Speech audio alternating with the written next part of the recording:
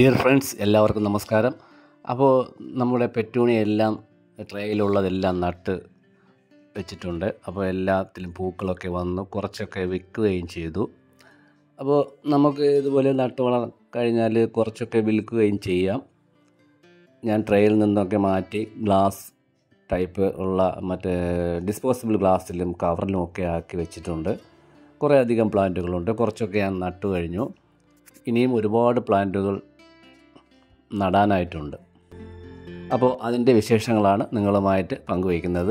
ഇതെങ്ങനെ നടന്നു എന്നതിനെക്കുറിച്ചുള്ളൊരു വീഡിയോ ഞാൻ ഇതിന് മുൻപ് അപ്ലോഡ് ചെയ്തിട്ടുണ്ട്. കാണാത്തവർ കാണുക. അതിൻ്റെ ലിങ്ക് ഞാൻ താഴെ കൊടുത്തിരിക്കാം.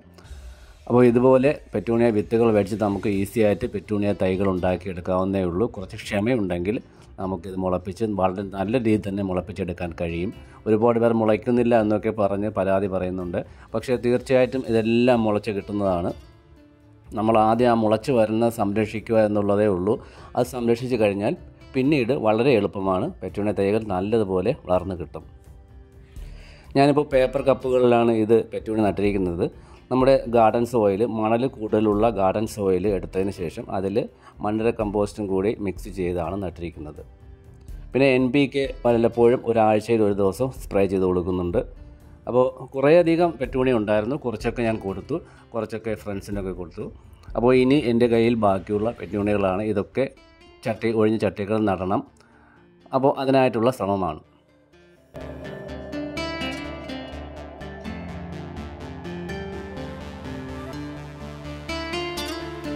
പേപ്പർ കപ്പുകൾ നട്ടാലുള്ള ഗുണമെന്ന് പറഞ്ഞാൽ പെട്ടെന്ന് തന്നെ നമുക്ക് അത് കീറിക്കളഞ്ഞിട്ട് നടുവാൻ സാധിക്കും. വേരൊന്നും പൊട്ടിപ്പോകാതെ നടുവാൻ സാധിക്കും എന്നുള്ളതാണ്. ഇതുപോലുള്ള ട്രേകളിലോ പാത്രങ്ങളിലോ വെച്ച് ഇരുന്നിട്ട് വെള്ളം ഒഴിച്ച് കഴിഞ്ഞാൽ അതിൽ കിടക്കുന്ന വെള്ളത്തിൽ നിന്ന് തന്നെ അത് വലിച്ചെടുത്തുകൊള്ളും. അപ്പോൾ അത് വാടുകയുമില്ല, നല്ല രീതിയിൽ തന്നെ നിൽക്കുകയും ചെയ്യും. അങ്ങനെ ഒരു ഉപയോഗം കൂടി ഈ ട്രേകളിൽ വെച്ചിരുന്നാലുണ്ട് ഈ പേപ്പർ കപ്പ്.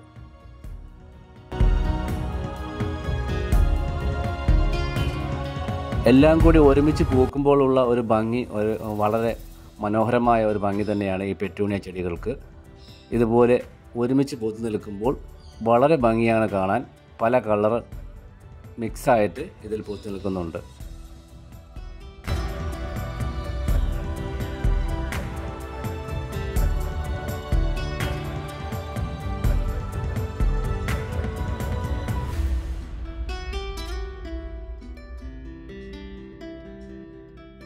മിക്സഡ് വിത്തുകൾ വാങ്ങുമ്പോൾ നമുക്ക് ഇതുപോലെ പല കളർ മിക്സായിട്ട് കിട്ടുമെന്നുള്ളതാണ്. ഒരു പ്രാവശ്യം നമുക്ക് പിടിച്ച് കിട്ടിയാൽ പിന്നെ പല കളർ ഇതിൽ നിന്നുണ്ടാകും. അപ്പോൾ ഇത് ഇനിയില്ലാത്ത കളർ ഇതിൽ നിന്നുണ്ടാകും അടുത്ത പ്രാവശ്യം ഇതിൽ നിന്ന് വിത്തെടുത്ത് കഴിഞ്ഞാൽ.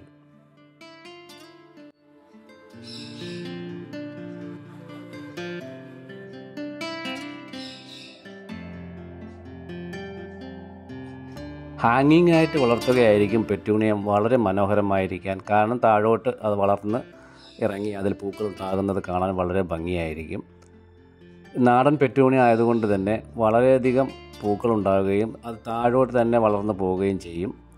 അപ്പോൾ അതിലൊക്കെ നിറയെ പൂക്കളുണ്ടാവുകയും ചെയ്യും. ഞാൻ ഈ ചെറുതായിരിക്കുമ്പോൾ തന്നെ ഇതിൻ്റെ ഭാഗം മുന്നുള്ളി കൊടുത്ത് അങ്ങനെ ശാഖകൾ ഒരുപാടുണ്ടായി. അങ്ങനെയാണ് ഇത് വളർത്തിയിട്ടിരിക്കുന്നത്.